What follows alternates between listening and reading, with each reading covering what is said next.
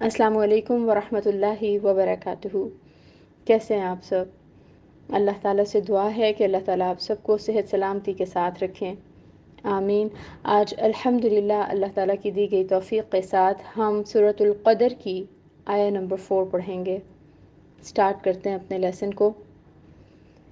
یا ربی لک الحمد کما ینبغی لجلال وجہک وعظیم سلطانک۔ الصلاة والسلام على أشرف الأنبياء والمرسلين وعلى آله وصحبه أجمعين، أما بعد، فأعوذ بالله من الشيطان الرجيم، بسم الله الرحمن الرحيم۔ رب اشرح لي صدري ويسر لي أمري واحلل عقدة من لساني يفقهوا قولي، ربي زدني علما، اللهم فقهنا في الدين، اللهم بارك لنا في أوقاتنا، آمین الہی آمین۔ تنزل اترتے ہیں، الملائکۃ فرشتے، والروح اور روح، فیہا اس میں، بِإِذْنِ حکم سے، ربہم ان کے رب کے، من سے، کل امر ہر حکم۔ بامحاورہ ترجمہ دیکھیں، فرشتے اور روح اس میں اپنے رب کے اذن سے ہر حکم لے کر اترتے ہیں۔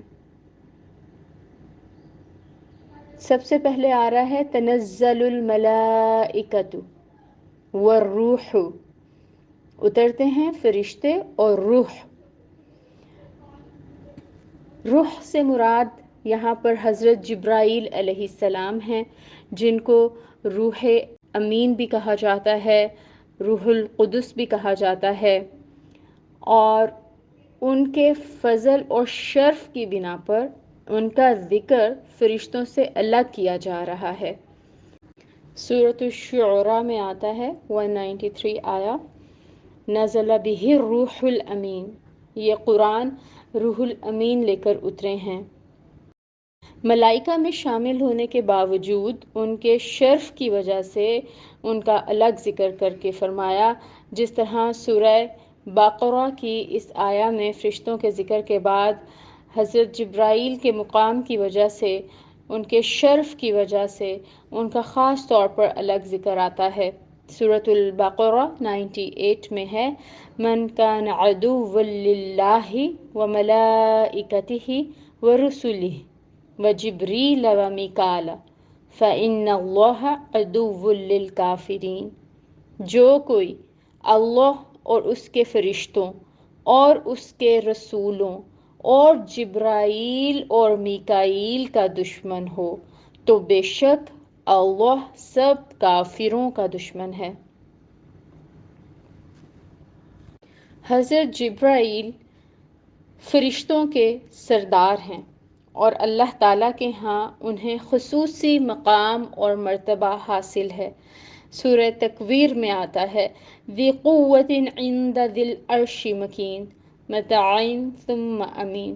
وہ جبرائیل بہت قوت والا ہے، صاحب عرش کے قریب میں اس کا ٹھکانہ ہے، اس کی اطاعت کی جاتی ہے اور وہ وہاں امانت دار بھی ہے۔ یہی وجہ ہے کہ قرآن مجید میں جہاں کہیں حضرت جبرائیل اور فرشتوں کا ذکر آتا ہے تو حضرت جبرائیل کا ذکر عام طور پر علیحدہ کیا جاتا ہے۔ اگلا پارٹ دیکھیں گے اس آیہ مبارکہ میں، فیہا بِإِذْنِ ربہم، یعنی کہ اپنے رب کے اذن سے اس میں کس میں؟ اس رات میں اترتے ہیں۔ کون؟ فرشتے اور حضرت جبرائیل، یعنی فرشتوں کا یہ نزول از خود نہیں ہوتا بلکہ اللہ تعالیٰ کی اجازت سے اترتے ہیں۔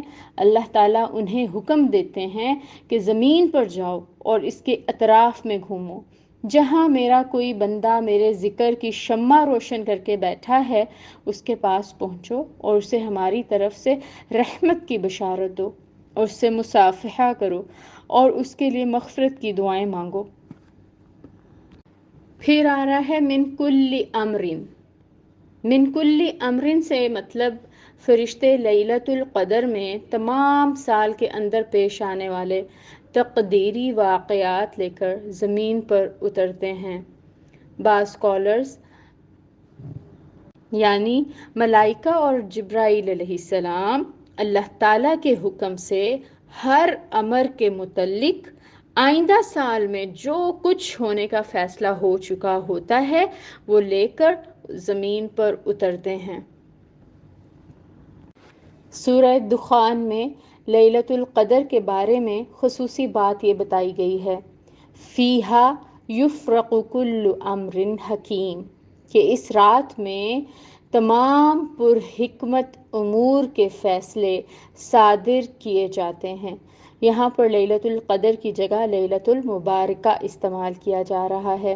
اس رات میں اگلے سال کے لیے تمام اہم امور کے فیصلے کیے جاتے ہیں اور فرشتوں کے حوالے کر دیے جاتے ہیں۔ چنانچہ حضرت جبرائیل کی قیادت میں ان تمام احکامات پر عمل درآمد کرنے کے لیے فرشتے پوری زمین پر پھیل جاتے ہیں۔ نظام کائنات سے متعلق اللہ تعالیٰ کی اس تدبیر امر کا ذکر سورۃ السجدہ کی اس آیت میں بھی آیا ہے۔ آیا نمبر 5 ہے سورۃ السجدہ کی۔ وہ تدبیر کرتا ہے اپنے امر کی آسمان سے زمین کی طرف، پھر وہ امر چڑھتا ہے اس کی طرف، یعنی فرشتے رپورٹس بنا کر بھی اللہ تعالیٰ کو بھیج رہے ہوتے ہیں۔ یہ ایک خوبصورت رات جس میں اللہ تعالیٰ اپنے فرشتوں کو جوق در جوق روح الامین کی قیادت میں زمین پر اتارتے ہیں، بھیجتے ہیں، اور پھر اللہ تعالیٰ کے حکم سے وہ تمام تقدیری واقعات کو لے کر اترتے ہیں جو اس سال بھر کے اندر پیش آنے ہوتے ہیں۔ اور پھر یہ کہ وہ خود نہیں اتر رہے بلکہ اپنے رب کے اذن سے، اپنے رب کے ارادے سے، اپنے رب کے حکم سے اتر رہے ہیں۔ اللہ تعالیٰ سے دعا ہے کہ اللہ تعالیٰ ہمیں اس آیت کا مفہوم بہترین طور پر سمجھنے کی توفیق عطا فرمائیں۔ آمین۔ سبحانک اللہم و بحمدک اشہد ان لا الہ الا انت استغفرک و اتوب الیک۔ السلام علیکم ورحمۃ اللہ وبرکاتہ۔